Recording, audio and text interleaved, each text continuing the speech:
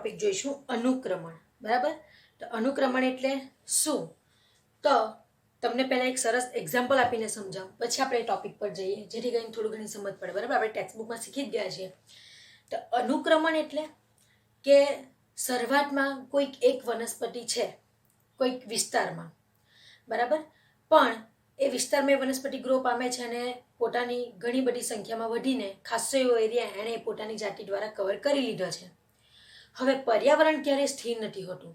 પર્યાવરણની આબોહવા અને પર્યાવરણના ઘણા બધા પરિબળો બદલાયા કરે છે.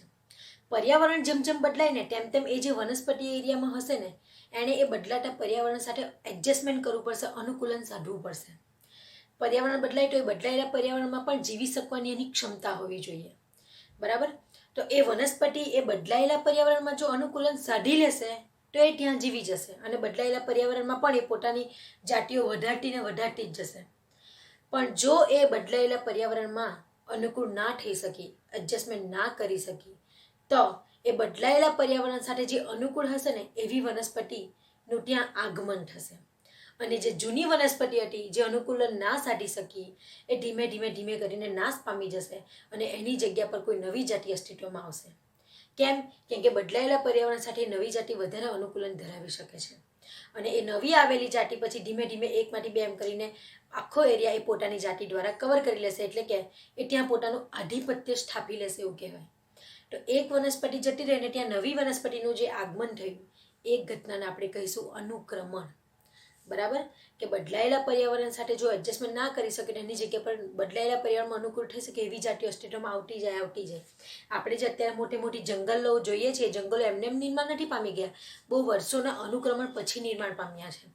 શરૂઆતમાં પૃથ્વીનો જ્યારે ઉદ્ભવ થયો ત્યારે શું આ બધા વૃક્ષો હતા જ નહીં? વૃક્ષો હતા જ નહીં. પહેલાં નાની વનસ્પતિમાંથી ધીમે ધીમે ધીમે ધીમે કરીને કેટલાય વર્ષો પછી આ મોટા મોટા વૃક્ષો જોવા મળે છે આપણને. એ નાની વનસ્પતિમાંથી જે મોટા વૃક્ષો આવ્યા ને એ બધા અનુક્રમણની ઘટના દ્વારા જોવા મળે છે. એટલે એક રીતે જોવા જાય ને તો અનુક્રમણ અને ઉત્ક્રાંતિ એકબીજાની સમાંતર પ્રક્રિયા છે એવું આપણે કહી શકીએ. કેમ?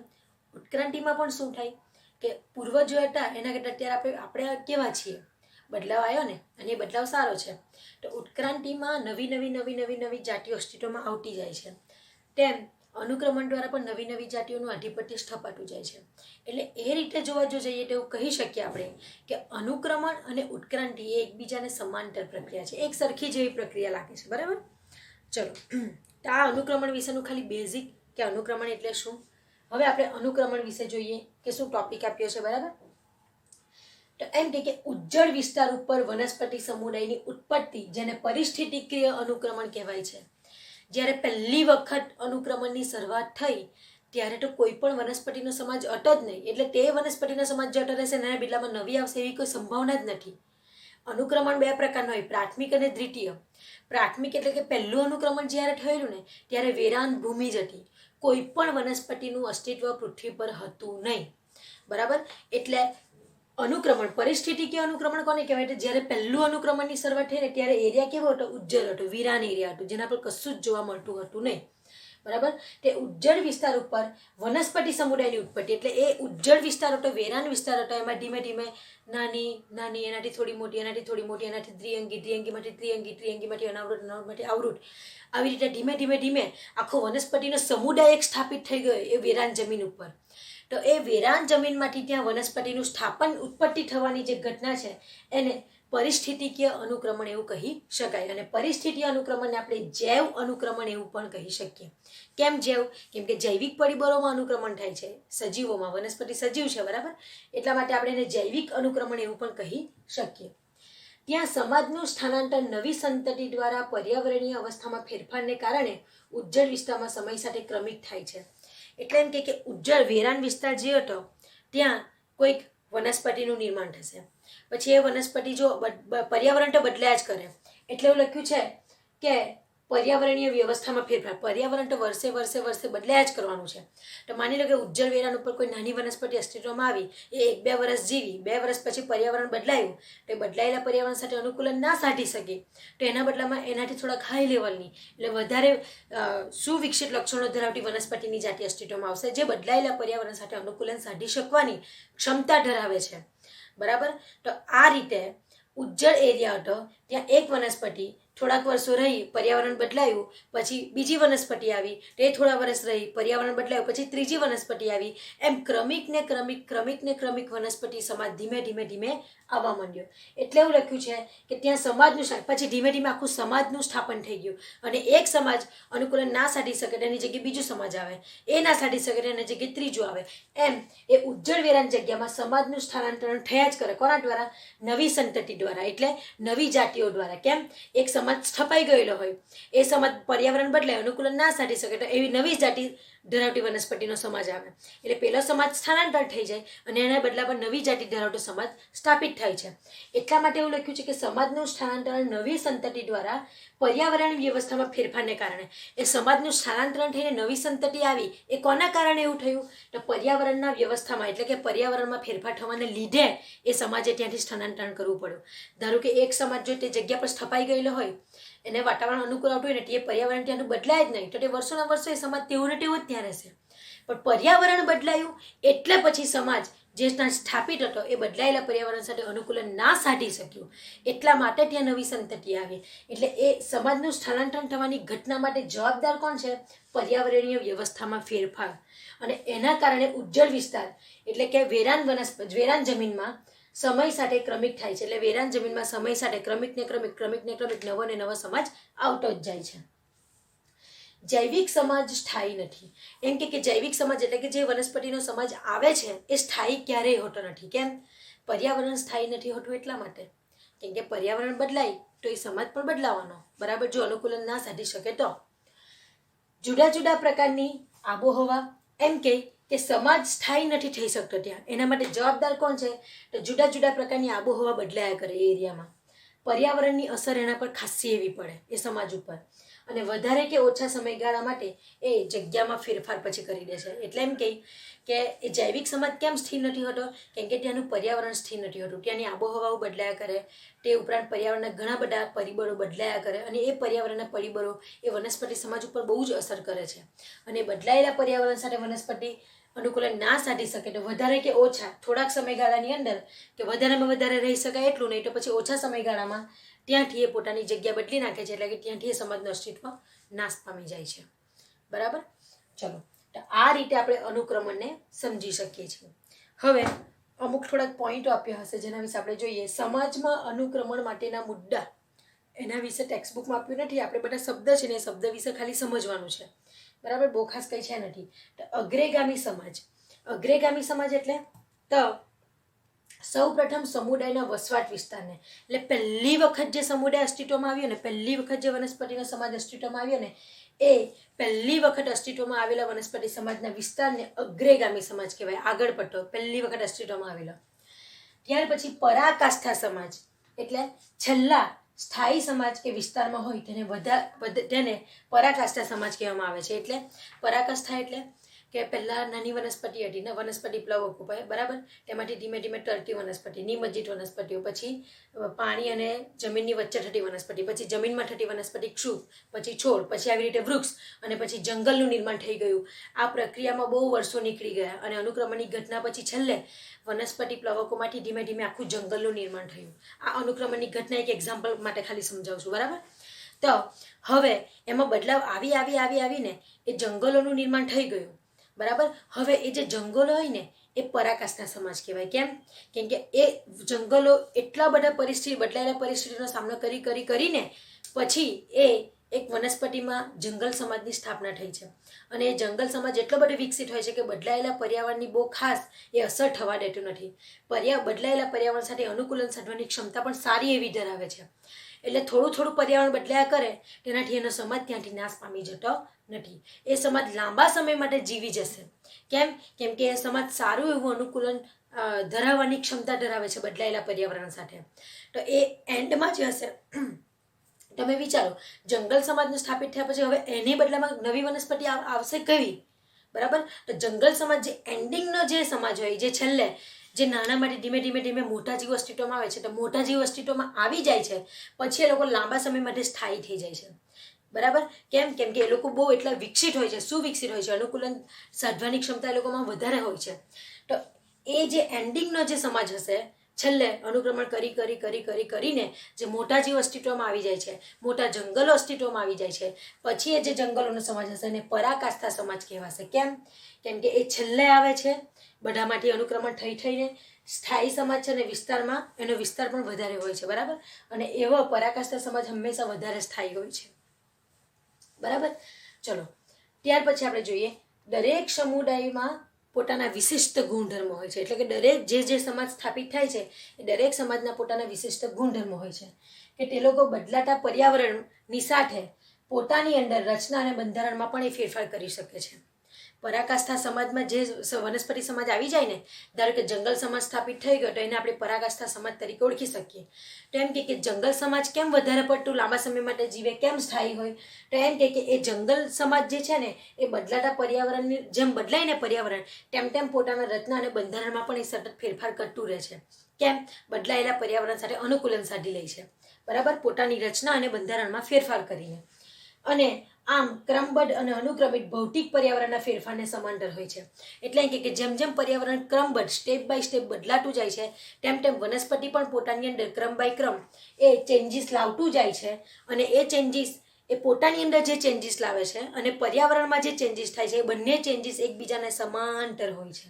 એટલે પર્યાવરણ બદલાય, આ જો માની લો કે આ પર્યાવરણ બદલાય છે તો એક સમાજ છે, તે સમાજ એની સાથે ફેરફાર પોતાની અંદર કરીને પર્યાવરણ સાથે તાલમેલ નથી રાખી શકતું તો એ લોકોનું અસ્તિત્વ ત્યાં જ નાશ પામી જશે. પણ જંગલ સમાજ એટલે પરાકાષ્ઠા સમાજમાં જે સમાજ આવશે ને એ શું કરશે, જેમ પર્યાવરણ બદલાશે ને તેમ પોતાના રચના અને બંધારણમાં ફેરફાર કરીને એ પણ બદલાતું જશે. એટલે પર્યાવરણને બદલાવવાનો ક્રમ અને એ પરાકાષ્ઠા સમાજના અંદર પોતાની અંદર ચેન્જીસ લાવીને બદલાવવાનો ક્રમ બંને એકબીજાને સમાંતર હોય છે. બરાબર, એ સમાંતર હોય છે એટલે સમુદાયના આ અંતિમ બદલાવ છે. એટલે એમ કે એ સમાજ એક એવો છે કે તેમાં એ અંતિમ બદલાવ હોય છે, છેલ્લો બદલાવ હોય છે. એનાથી વિશેષ બદલાવ એ પોતાની અંદર લાવી શકતું નથી અને પર્યાવરણ પણ એટલી હદે પછી બદલાઈ શકતું નથી. એટલે પર્યાવરણનો બદલાવ અને પરાકાષ્ઠા સમાજમાં આવી ગયેલો જે સમાજ હોય એ બંનેનો અંદર જે ચેન્જીસ આવે છે બંને ચેન્જીસ એકબીજાને સમાંતર હોય છે. એટલા માટે પરાકાષ્ઠા સમાજ વધુ સ્થાયી હોય છે. બરાબર છે, અને આ સમુદાયનો અંતિમ બદલાવ હોય છે અને પર્યાવરણ સાથેનું નજીકનું. અને એ સમુદાયમાં પછી જે છેલ્લે ચેન્જીસ આવે ને એ ચેન્જીસ એ પર્યાવરણની બહુ જ નજીક સંબંધ ધરાવતું હોય છે. એટલે પર્યાવરણમાં બહુ જ સારી રીતે અનુકૂલન સાધી શકે છે એવો ચેન્જીસ હોય છે. પર્યાવરણ માની લો કે બહુ જ બદલાઈ ગયું, તે વનસ્પતિ પણ ધીમે ધીમે ક્રમબદ્ધ પોતાનામાં એવા ચેન્જીસ લાવતું ગયું હોય છે કે એનામાં બી એટ ધી એન્ડ બહુ મોટો ચેન્જીસ આવી ગયો હોય. પણ એ ચેન્જીસ અને પર્યાવરણનો ચેન્જીસ એકબીજાને સમાંતર હોય અને વનસ્પતિના અંદર આવેલો ચેન્જીસ એ પર્યાવરણનામાં આવેલા ચેન્જીસ એ બંનેનો ચેન્જીસ એકબીજા સાથે ખૂબ જ નજીકનો સંબંધ ધરાવે છે. બરાબર, એટલા માટે એ વનસ્પતિ સમાજ ત્યાં સારી રીતે પોતાનું જીવન ગુજારી શકશે એ બદલાયેલા પર્યાવરણમાં. એટલા માટે એવું લખ્યું છે કે સમુદાયના છેલ્લા આવેલો એ વનસ્પતિ સમાજના અંતમાં આવેલો બદલાવ એ પર્યાવરણ સાથે નજીકનું સંતુલન ધરાવતો બદલાવ હોય છે અને એના કારણે પરાકાષ્ઠા સમાજ એ વધુ સ્થાયી આપણને જોવા મળે છે. ત્યાર પછી એક બીજો વ્રત છે ક્રમિકી અવસ્થા. ક્રમિકી અવસ્થા એટલે અગ્રેગામી અને પરાકાષ્ઠા એ બે વચ્ચેના જે બધા અનુક્રમણ પામીને નાશ પામી ગયા ને એ બધાને આપણે ક્રમિકી કહીશું. એટલે અગ્રેગામી એટલે માની લો કે શરૂઆતમાં વનસ્પતિ પ્લવક આવ્યા તે અગ્રેગામી. વનસ્પતિ પ્લવકો પછી તરતી વનસ્પતિ આવી, પછી નિમજ્જિત આવી, પછી મધ્યોદ્ભિદ આવી, પછી ક્ષુપ આવ્યા, પછી છોડ આવ્યા અને પછી જંગલ સમાજ આવ્યો. તો વનસ્પતિ પ્લવક જ્યાંથી શરૂઆત થઈ તે અગ્રેગામી, જ્યાં એન્ડ આવ્યો તે પરાકાષ્ઠા અને એની વચ્ચેના બધી જ જે અવસ્થા આવીને ગઈ એ બધી અવસ્થા એ ક્રમિકી અવસ્થામાં મૂકવામાં આવશે. એટલે ક્રમિકી અવસ્થા એટલે અગ્રેગામી અને પરાકાષ્ઠા વચ્ચેની અવસ્થા. ખબર પડી? ચલો, ત્યાર પછી એક સંચક્ર શબ્દ છે. સંચક્ર શબ્દ એટલે શું? તો સમુદાયમાં દરેક જે ક્રમ હોય છે ને એ સમુદાયના દરેક ક્રમને સંચક્ર શબ્દ લગાડવામાં આવે છે. એટલે સમુદાયના દરેક ક્રમ એટલે કે સંચક્ર. બરાબર, અને સંચક્રના નામ જ્યાં જે જગ્યા ઉપર અનુક્રમણ થતું હોય તે જગ્યાના આધારે એનું નામ આપવામાં આવે છે અને પાછળ સંચક્ર લગાડવામાં આવે છે. ફોર એક્ઝામ્પલ તરીકે અહીં લખ્યું છે મીઠા પાણીમાં અનુક્રમણ એટલે પાણીમાં થતું અનુક્રમણ એટલે એને નામ આપ્યું છે જલ સંચક્ર. કઈ જગ્યા પર થાય છે? પાણીમાં. એટલે જે જગ્યા પર અનુક્રમણ થાય છે તે જગ્યાના આધારે નામ અપાય. એટલા માટે પાણીમાં થતું અનુક્રમણને નામ આપ્યું જલ સંચક્ર. જલ પાણીમાં થતું અનુક્રમણ અને તેની પાછળ લગાડવામાં આવ્યું સંચક્ર. એ જ રીતે ખારા પાણીમાં થતું અનુક્રમણ તો લવણ ક્રમક, લવણોદ્ભીદ આપણે કહીએ ને કે ખારા વિસ્તારમાં થતી વનસ્પતિઓને આપણે લવણોદ્ભીદ તરીકે ઓળખીએ છીએ, બરાબર. તો લવણ ક્રમક.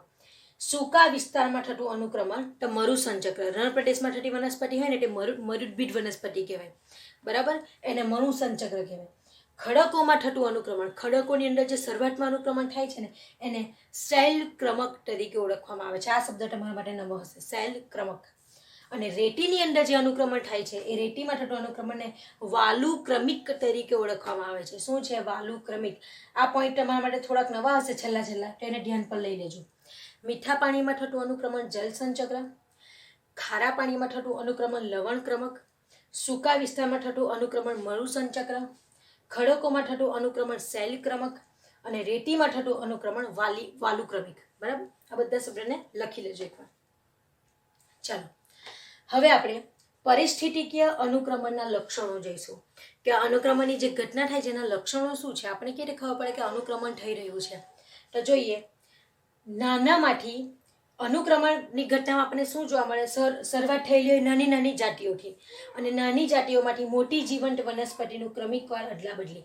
એટલે એમ કે અનુક્રમણની શરૂઆતમાં નાની વનસ્પતિઓ અસ્તિત્વમાં હોય, એ નાની વનસ્પતિમાંથી ધીમે ધીમે ધીમે કરીને મોટી વનસ્પતિઓનું અસ્તિત્વ આવી ગયેલું હોય અનુક્રમણ પૂરું થાય ત્યારે, બરાબર. એટલે એક લક્ષણ છે અનુક્રમણ થયું એવું જાણવા માટેનું કે નાના જીવોમાંથી મોટા જીવ અસ્તિત્વમાં આવે, એટલે નાની વનસ્પતિમાંથી મોટી વનસ્પતિઓ અસ્તિત્વમાં આવે.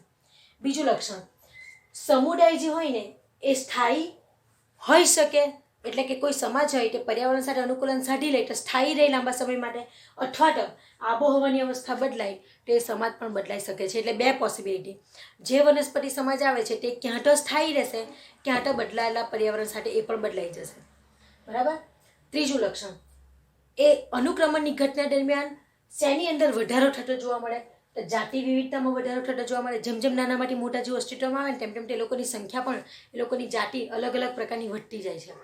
ધારો કે વનસ્પતિ પ્લવકોમાં એટલી બધી વેરાયટી નહીં હશે, પણ વનસ્પતિ પ્લવકોમાંથી જ્યારે અનુક્રમણ થઈને જંગલ અવસ્થા અસ્તિત્વમાં આવી ગઈ, શરૂઆત થઈ વનસ્પતિ પ્લવકોથી, અને જ્યારે અનુક્રમણ પૂરું થયું ત્યારે અસ્તિત્વમાં આવી ગયું જંગલો. હવે જંગલો માટે વૃક્ષોની કેટલી બધી જાતિઓ જોવા મળે, જ્યારે વનસ્પતિ પ્લવકોમાં એટલી જાતિ જોવા મળે નહીં. એટલે એમ કે અનુક્રમણની ઘટના દરમિયાન જાતિ વિવિધતા બહુ વધી ગયેલી હોય, જૈવભાર બી વધી ગયેલું હોય, પરિસ્થિતિ કે જીવન પદ્ધતિ પણ અને ખાતરના જથ્થામાં પણ વધારો થયેલો જોવા મળે છે. આ બધી જ વસ્તુ વધી જાય છે. વાસ્તવિક સમુદાયની ઉત્પાદકતા અને વાર્ષિક નિપજ જે હોય છે તેમાં પણ ઘટાડો થઈ જાય છે. અનુક્રમણ દરમિયાન વાસ્તવિક સમુદાયની ટોટલ જે ઉત્પાદકતા હોય છે અને વાર્ષિક નિપજ જે લોકોની થતી હોય છે એ નિપજમાં ઘટાડો થતો જોવા મળે છે. તમને આગળ કીધું એમ અનુક્રમણ અને ઉત્ક્રાંતિ એકબીજાને સમાંતર પ્રક્રિયા છે. કેમ? બંનેમાં નવી જાતિઓનું અસ્તિત્વ આપણને જોવા મળે છે એટલા માટે, બરાબર. પરિસ્થિતિકીય અનુક્રમણ એનું વિસ્તરણ એના પર આધાર રાખે. પરિસ્થિતિકીય અનુક્રમણ કઈ જગ્યા ઉપર જોવા મળે તો તે વનસ્પતિના બદલાવ ઉપર આધાર રાખે છે. હવે જોજો, પરિસ્થિતિ અનુક્રમણની ઘટના થાય એટલે વનસ્પતિઓ નવી બદલાવાની.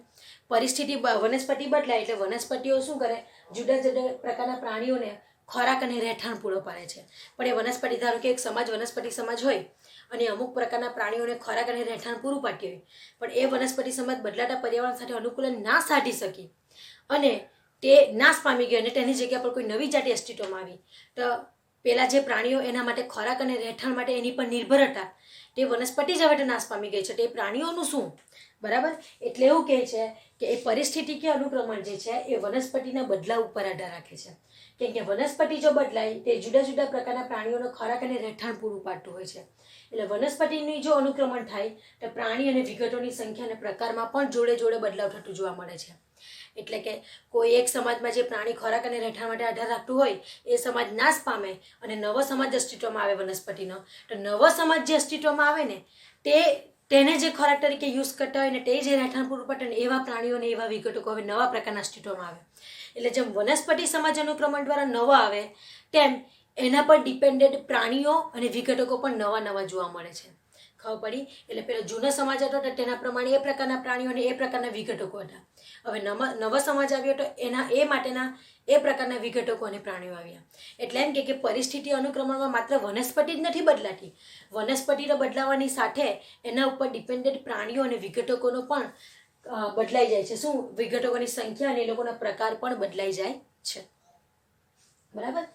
ચલો હવે આપણે અનુક્રમણ થવા માટેના કારણો જોઈશું. તો અનુક્રમણ થવા માટેના મુખ્ય 2 કારણો છે, જૈવિક કારક અને ભૂ આકૃતિક પરિબળો. તો જૈવિક કારક એટલે જૈવિક શબ્દ આવે છે આપણે સમજી કે સજીવ કોઈક હશે ઇન્વોલ્વ. બરાબર.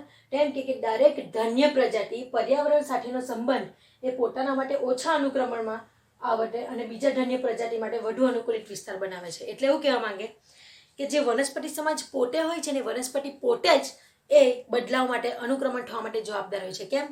ધારો કે એક વનસ્પતિ સમાજ ત્યાં રહેતો છે, બરાબર. હવે તે 1 વર્ષથી રહી છે, પણ 1 વર્ષ પછી ત્યાંનું પર્યાવરણ બદલાય છે. એટલે બદલાતા પર્યાવરણ સાથે એ વનસ્પતિ શું કરે, જાણી જોઈને થોડુંક ઓછું અનુકૂલન સાધે. કેમ કે એના જો એ ઓછું અનુકૂલન સાધશે તો બદલાયેલા પર્યાવરણ સાથે વધુ અનુકૂલન ધરાવતી વનસ્પતિ એ તો અસ્તિત્વમાં આવશે.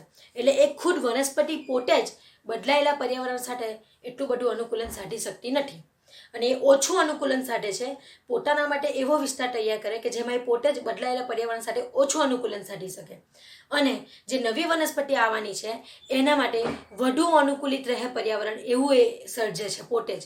બરાબર. એટલે જૈવિક પરિબળમાં એ વનસ્પતિ જાતિ પોતે જ કે એ લોકો બદલાયેલા પર્યાવરણ સાથે જાણી જોઈ ઓછું અનુકૂલન સાધે છે અને જે નવી વનસ્પતિ આવશે એ વધારે અનુકૂલન સાધી શકે એ રીતની તૈયારી એ પોતે જ ત્યાં રહીને કરે છે. બીજું, ભૂ આકૃતિક પરિબળો. ભૂ એટલે આબોહવા. એમાં કોનો સમાવેશ થાય? તો એની અંદર આબોહવાકીય પરિબળો જે આબોહવા બદલ્યા કરે એ. બીજા દૈહિક પરિબળો જેમ કે જમીનનું ધોવાણ થઈ જાય, ભૂસ્ખલન એટલે કે ધરતીકંપ આવી જાય, જ્વાળામુખીનો લાવો. તો આ બધા પરિબળો જે છે એના કારણે જમીન વેરાન બની જાય છે અને વેરાન જમીનમાં પછી ત્યાંથી વનસ્પતિ અસ્તિત્વમાં આવવા માટે અનુક્રમણ થવાની શરૂઆત થતી જોવા મળે છે. એટલે અનુક્રમણ થવા માટેના મુખ્ય 2 કારણો આપણે જોયા, જૈવિક કારક અને ભ્રૂ આકૃતિક પરિબળો. જૈવિક પરિબળોમાં વનસ્પતિ પોતે અને ભ્રૂ આકૃતિક પરિબળોમાં આબોહવા અને પર્યાવરણના બીજા પરિબળો જેમ કે જમીનનું ધોવાણ થઈ જાય, જ્વાળામુખી ફાટી જાય, ધરતીકંપ જોવા મળે અને એ બધા કારણોસર જમીન વેરાન બની જાય અને ત્યાંની જમીન વેરાન બનવાને કારણે ત્યાં ધીમે ધીમે અનુક્રમણ થવાની શરૂઆત થાય અને હજારો વર્ષો પછી ત્યાં જંગલો સ્થાપિત થયેલા જોવા મળે છે વેરાન જમીનમાંથી. બરાબર. તો આ 2 કારણો અનુક્રમણ થવા માટે જવાબદાર હોય છે. હવે અનુક્રમણના પ્રકારો. તો અનુક્રમણના મુખ્યત્વે 2 પ્રકારો છે, પ્રાથમિક અનુક્રમણ અને દ્વિતીયક અનુક્રમણ. તો પ્રાથમિક અનુક્રમણ જે હશે ને, તમને કહી દઉં પહેલાં જ કે વેરાન જમીન હશે ને એ વેરાન જમીનમાં જ્યાં પહેલાં કોઈ જ વનસ્પતિની જાતિ અસ્તિત્વમાં નથી એવી વેરાન જમીન પર જ્યારે અનુક્રમણની શરૂઆત થાય ને તે પ્રાથમિક અનુક્રમણ કહેવાય. અને કોઈ વનસ્પતિ ત્યાં અનુક્રમણ પામીને અસ્તિત્વમાં આવી ગઈ છે, દ્વિઅંગી, દ્વિઅંગીમાંથી ત્રિઅંગી અને ત્રિઅંગીમાંથી એમ ધીમે ધીમે વનસ્પતિ અસ્તિત્વમાં આવી ગઈ છે. પણ વનસ્પતિઓ વચ્ચેની અવસ્થામાં આવે એટલે કે ધીમે ધીમે લાઇકેનમાંથી એકાંગી, એકાંગીમાંથી દ્વિઅંગી, દ્વિઅંગીમાંથી ત્રિઅંગી, દ્વિઅંગીમાંથી અનાવૃત, એમ અનાવૃત અસ્તિત્વમાં આવે. પછી માની લો કે કોઈક કુદરતી કે પ્રાકૃતિક કારણોસર જ્વાળામુખી ફાટ્યો, ધરતીકંપ થયું કે જમીનનું ધોવાણ થઈ ગયું અને ત્યાં એ અનાવૃત સુધી જે અસ્તિત્વમાં આવેલો અનુક્રમણની ઘટનાનો જે સમાજ હતો, અનુક્રમણની ઘટના દ્વારા અનાવૃત સુધી અસ્તિત્વમાં આવેલો જે સમાજ હતો એ જ્વાળામુખી કે ધરતીકંપ કે જમીનનું ધોવાણ થવાને કારણે ફરી પાછું એ બધી જ જાતિઓ નાશ પામી જાય છે અને અથવા તો આગ લાગી જાય અને ત્યાંની બધી જાતિઓ નાશ પામે છે અને જમીન વેરાન બને છે અને ફરી પાછું ત્યાં અનુક્રમણની શરૂઆત થાય છે. તો એને કહીશું આપણે દ્વિતીય અનુક્રમણ. પણ દ્વિતીય અનુક્રમણનો એક બેનિફિટ છે કે જમીન રેડી હોય છે. જ્યારે પ્રાથમિક અનુક્રમણમાં પહેલી વેરાન જમીન હોય ને તેમાંની પોષક તત્વો હોય કે કશું જ નહીં હોય એટલે ત્યાં વાર લાગે. પ્રાથમિક અનુક્રમણ બહુ ધીમી પ્રક્રિયા કહેવાય, જ્યારે દ્વિતીય અનુક્રમણ ઝડપી પ્રક્રિયા કહેવાય. કેમ? પ્રાથમિક અનુક્રમણમાં બધી વનસ્પતિ ઉગી ગયેલી હોય ને એના દ્વારા એના બધા પોષક તત્વો જમીનમાં ભળી ગયેલા હોય એટલે જમીન રેડી હોય એ લોકો માટે દ્વિતીય અનુક્રમણ થવા માટે. જ્યારે પ્રાથમિક અનુક્રમણ માટે જમીન પણ રેડી ના હોય અનુક્રમણની શરૂઆત થવા માટે. એટલે પ્રાથમિક અનુક્રમણ બહુ ધીમી પ્રક્રિયા છે, જ્યારે દ્વિતીય અનુક્રમણ બહુ ઝડપથી થાય છે પ્રાથમિક અનુક્રમણની કમ્પેરિઝનમાં.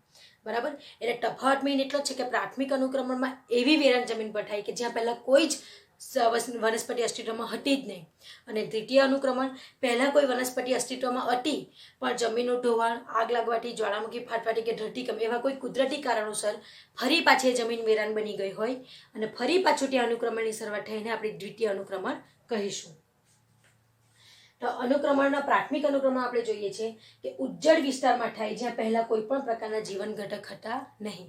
ફોર એક્ઝામ્પલ તરીકે જ્વાળામુખીનો લાવો ફાટી ગયો હોય, અગ્નિકૃત ખડકો હોય, રેતીના ઢોળા હોય, એ બધી જમીન ઉપર જ્યારે શરૂઆત થાય ને વનસ્પતિ પહેલી વખત તો એને આપણે પ્રાથમિક અનુક્રમણ કહીશું. અને પ્રાથમિક અનુક્રમણની પ્રક્રિયા થતાં 1000 વર્ષો લાગી જાય છે. 1000 વર્ષ થયા પછી પ્રાથમિક અનુક્રમણ દ્વારા વનસ્પતિ અસ્તિત્વમાં આવેલી જોવા મળે છે. એટલે કેટલી ધીમી પ્રક્રિયા તમે અંદાજો લગાવી શકશો. બરાબર.